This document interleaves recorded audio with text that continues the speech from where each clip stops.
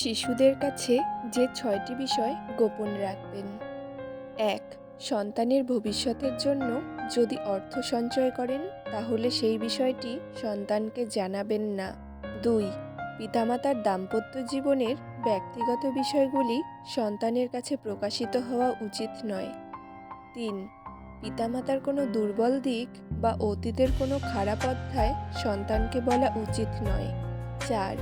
স্বামী স্ত্রীর কোনো ব্যক্তিগত ছবি বা মুহূর্ত যদি কোনো ডিভাইসে সংরক্ষণ করা থাকে তাহলে সেটিতে যথাযথ প্রাইভেসি প্রোটেকশন থাকা উচিত। ৫. কোনো আত্মীয়র নেতিবাচক দিক নিয়ে সন্তানের সামনে আলোচনা করা ঠিক নয়। ৬.